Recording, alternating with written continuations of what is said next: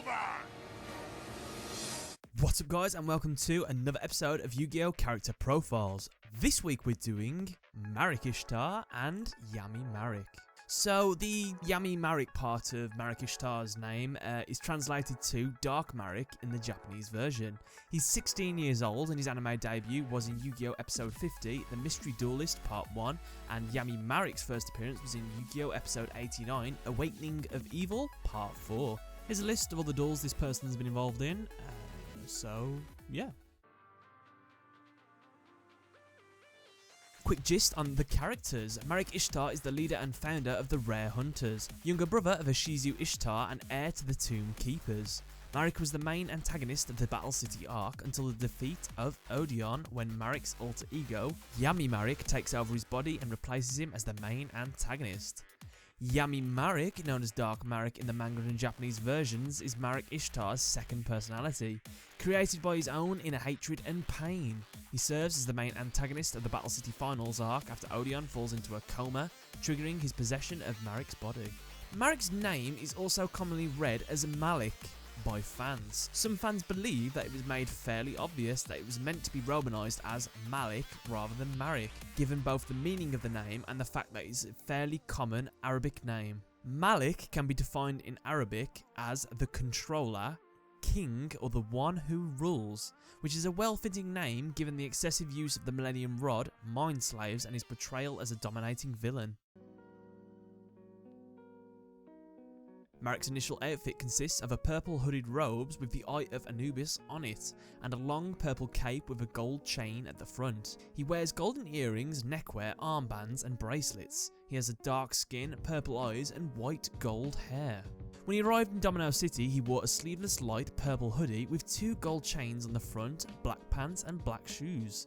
While in Battle City, he acquires a Kyber Corp dual disc on his left arm. In the manga, his pants are beige and he wears a black tank top underneath his hoodie, which would come to be the clothes his split personality would wear minus the hoodie. Yami Marik's usual outfit consists of a long purple cape with a gold chain and the black sleeveless tank top and beige pants from the manga.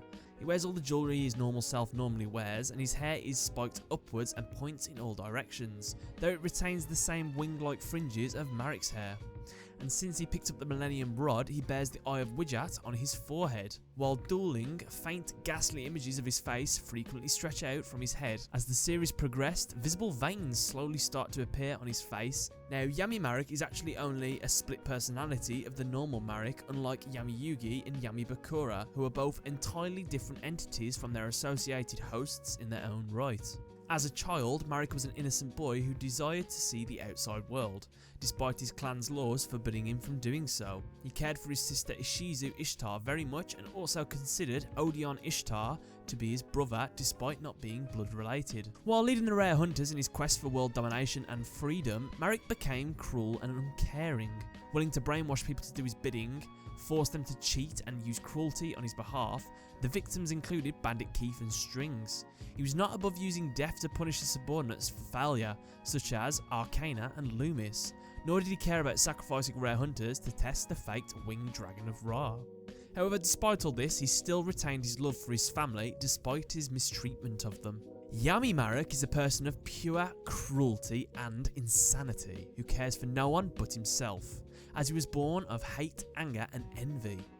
Yami Marik ruthlessly murdered his father and was constantly trying to kill Odeon for being a hindrance. Yami Marik didn't seem to have any goal except for spreading pain and suffering, like the sadist he is.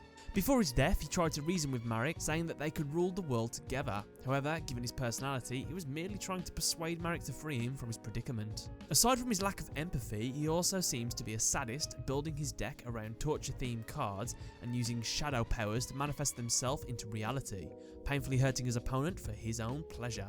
He even became dependent on his dark powers to win his duels, since he wouldn't have won his duel against My Valentine right away if it wasn't for Ra's sphere form. And in his duel against Joey Wheeler, he would have actually lost if Joey hadn't collapsed because of the torturing of Marik's Dragon of Ra. During his last duel, he even stated he got the most pleasure torturing Yami Yugi. Yami Marik is shown to be clueless about advanced technology during the Virtual World arc, as he was having trouble with a security passcode when he pressed it, only to be denied. So, quick gist on the character's background. Marik's family guarded the tomb of the pharaoh for generations and 2 Millennium items, the Millennium Rod and the Millennium Necklace, which are both passed on to Marik and his sister Yugioh Ishtar. Marik was forbidden to leave the pharaoh's tomb due to his father's fear of the freedom and marvels of the outside world would further divert Marik's attention from his heritage. Marik no longer wanted to become a tomb keeper, so his adoptive brother Odion Ishtar asked if he could take Marik's place, but he was refused. When Marik was forced to take the initiation ritual to become a full tomb keeper, Marik spawned his second personality, Yami Marik, from his pain he endured. A year later, Marik and Yugioh took a forbidden trip to the surface world, and his father found out and attempted to kill Odion. In the midst of his father's torture of Odion, Marik blacked out and his second personality, Yami Marik, emerged for the first time to resist his father's punishment and claim the Millennium Rod for himself. Ignoring his father's orders to put it down, Yami Marik used his powers to smash him against the wall. Yami Marik then proceeded to kill his father. Marik believed that the pharaoh had ordered the loyalist Shadi to kill his father, due to Odion saying Shadi had killed him, trying to be his big brother and hiding it from Marik that it was actually his alter ego who had done everything. So, Marik's own deck is only shown once in a duel before Yami Marik modifies it prior to his second duel. Marik himself uses several decks while controlling the bodies of others through the Millennium Rod.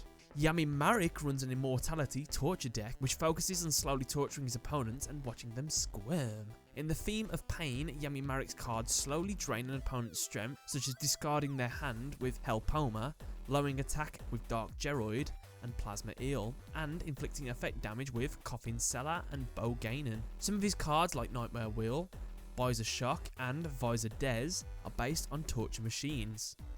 Yami Marik's deck otherwise relies on a variety of powerful trap cards and fiend type monsters, with the Winged Dragon of Ra his trump card.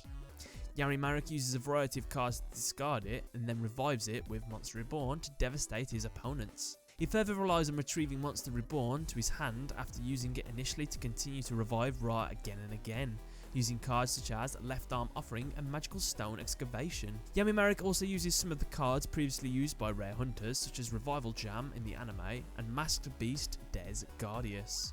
And with that, guys, that was a long episode on Yami Marik and Marik Ishtar. I hope you enjoyed the episode. Don't forget to leave a like for it and subscribe. If you feel like checking me out on Patreon, you can. And if you want to check out my TGS Plays channel, then you can do that as well. But other than that, thanks a lot for watching, and catch you later.